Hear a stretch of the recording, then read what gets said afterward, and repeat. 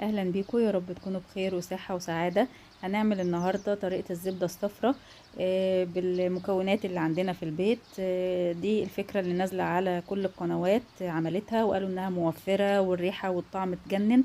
فانا وصلت لنتيجة كده، معرفش بقى رأيي هتاخدوا بيه ولا لا. بس انا هقول لكم برضو نتيجة تجربتي يعني معاها. وهقول لكم كل التفاصيل وعملتها ازاي وايه المكونات اللي انا حطيتها. بس يا ريت كده قبل ما تخشي تشتركي معايا في القناة وتفعلي زر الجرس وتديني لايك بقى ارجوكي، يعني مش تشوفي الفيديو بعد التعب ده كله وما تدينيش لايك. هو مش هيكلفك حاجة على فكرة. تمام. فيلا نعرف كده كل الخطوات مع بعض. انا هنا استخدمت كوباية من الزبدة وكوباية من القشطة وكوباية من الزيت. طبعا كل القنوات عاملاها كوباية من الحليب. بس انا حبيت ان انا استعمل القشطة بدل الحليب، لان هما بيفضلوا يضربوا فيها في الكوباية الحليب دي او اللبن لغاية اما بتطلعي القشطة بتاعتها. طب فانا قلت بقى ايه، طب ما انا استعمل القشطة كلها كده مرة واحدة. دي القشطة اللي انا بخزنها، دايما بحوشها والاخر بسيحها، يعني بتطلع لي سمنة ومرطة. فانا جربت الفكرة دي ولقيت في ناس تانية برضو عاملاها كوباية القشطة يعني. وهنا الزبدة انا ما سيحتهاش، بس هي لينة خالص. انا كنت مطلعاها قبل ما استخدمها بفترة كبيرة علشان تبقى لينة وطرية مش سايحة. يعني انا ما سيحتهاش على البوتاجاز. وحطيت معلقة كبيرة من عصير الليمون، طبعا تكوني مصفية كويس، ومعلقة خل كبيرة، ورشة ملح. وهبدأ اضربهم كده مع بعض في الخلاط. طبعا انا خفت بصراحة على الخلاط، لقيت الدنيا كده مش ماشية.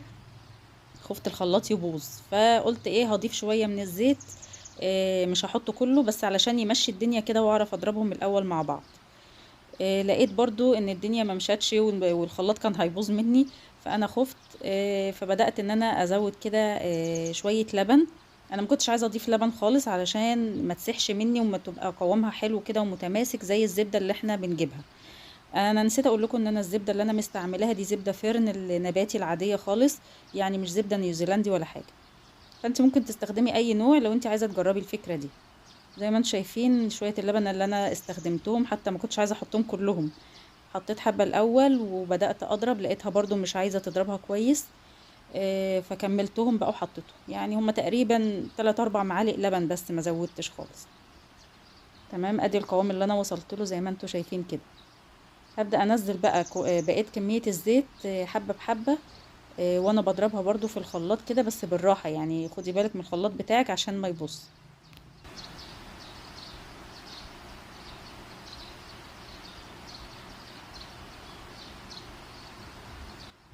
بصوا انا بوريكم هنا ان انا بضيف الزيت حبة بحبة. انا مشغلة الخلاط وبقلب بالمعلقة بس، طبعا المعلقة من فوق بس، ما بنزلش المعلقة عشان ما تخبطش في السكينة بتاعة الخلاط.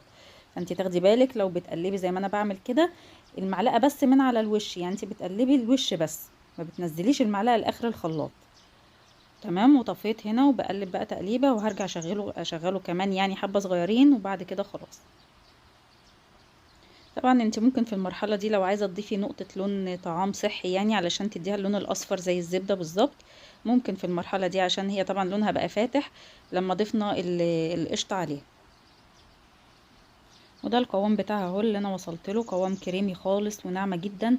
كان قوامها حلو قوي، شكلها ظريف. جهزت علبة تلاجة عادية وحطيت كيس بلاستيك كده، كيس تلاجة. وهبدأ بقى احطها وهخبطها كده كويس عشان بس تتفرد في العلبة.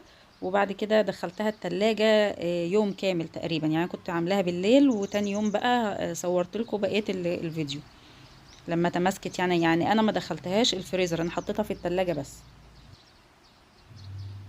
هنا بقى دي تاني يوم كانت تماسكت زي ما انتوا هتشوفوا كده.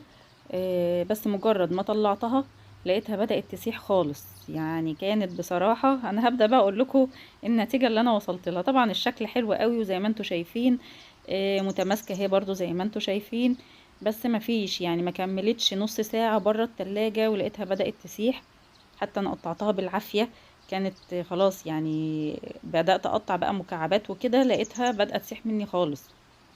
فدي اول مشكلة واجهتني مع الزبدة دي، ان هي كانت قوامها مجرد ما تطلعيها من التلاجة بتسيح جدا، مش زي الزبدة الاصلية. هنبدأ بقى نجربها مع بعض. بصوا قوامها هو ناعمة قوي. سايحة يعني، مش عارفة. خدت قطعة اهي وهنبدأ بقى نجربها كده، نسيحها على البوتاجاز مع بعض. وحبيت ان انا اسيح لكم قطعة من الزبدة اللي انا استخدمتها اللي هي بتاعت فرن دي، طبعا اي نوع زبدة يعني، مش شرط فرن بس. على البوتاجاز برضو جنبها عشان تشوفوا الفرق بين دي والزبدة الأصلية اللي هي الخارجية اللي انت بتجيبيها من بره. طبعا دي كلها لبن او قشطة، حسب بقى اللي هتستعملين. كنت استعملتي لبن او قشطة مش هتفرق كتير، لان زي ما انتوا شايفين مجرد ما بتحطيها هتبدأ تكون المرتة بتاعتها. يعني الزبدة دي اللي هتعمليها في البيت، لو انت عايزة تجربي ما تسيبهاش تقدح خالص او تسخن قوي، لان هتلاقيها فصلت منك وبدأت تعمل المرتة بتاعتها. وطبعا دي هتضايقك لو بتطبخي بيها رز او بتطبخي بيها حاجة. طبعا زي ما انتوا شايفين الزبدة التانية ما عملتش اي مرتة ولا عملت اي حاجة، لكن الزبدة اللي احنا عملناها زي ما انتوا شايفين لما سخنت شوية على البوتاجاز بدأت تفصل السمنة بتاعتها عن المرتة. وطبعا دي مشكلة فيها، طبعا مش هتنفع تعمليها في رز او تعملي بيها اي حاجة كده سخنة تقدحيها على النار يعني. هنا بدأت بقى اقطع زي ما انتوا شايفين بدأت تسيح اهي، وقوامها اهو زي ما انتوا شايفين. يعني دي ما تنفعش تتساب خالص بره التلاجة، تطلعيها وكمان المفروض تتحط في الفريزر على طول. هنا بدأت بقى اطبخ بيها اهو معاكم. انا كنت هنا بعمل فكرة حلوة قوي وهنزلها لكم الفيديو الجاي. طبعا مجرد ما بدأت تسيح وانا مهدية النار حطيت البصلة. ما تسيبيهاش تسخن قوي على البوتاجاز، لان هتلاقيها عملت حروقة كده من تحت، وكانت يعني النتيجة بصراحة مش عجباني قوي. هنا كنت بعمل بيها برضو رز، انا حبيت يعني اطبخ بيها واوريكم نتيجة الطبيخ بيها. طبعا في ناس كتير شكرت فيها، هم براحتهم يعني عجبتهم الفكرة خلاص. هنا زي ما انتوا شايفين بدأت تتحروق اهي من تحت، مجرد ان انا حمرت فيها الشعرية. فانا بصراحة مش عارفة بقى، هي دي التجربة هي جبتها لكم من كل الجوانب بتاعتها، وانتوا براحتكم عايزين تجربوها جربوها. بس تاخدوا بالكم من الملاحظات دي، ما تستخدموهاش على نار عالية، تهدوا عليها النار خالص، ومجرد ما تبدأ تسيح تبدأي تعملي بقى اللي انت عايزة تعمليه فيها.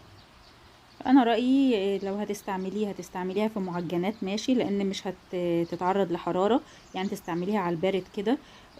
بالنسبة للريحة والطعم، هي طعم وريحة الزبدة اللي انا مستخدماها اللي هي كانت فرن، فالقشطة اللي انا ضفتها ما فرقتش كتير. اتمنى يكون الفيديو عجبكم، قدرت اضيف لكم معلومة تفيدكم. ما تنسوش بقى اللايك والاشتراك في القناة وتفعلوا الجرس، واشوفكم في فيديو جديد. مع السلامة.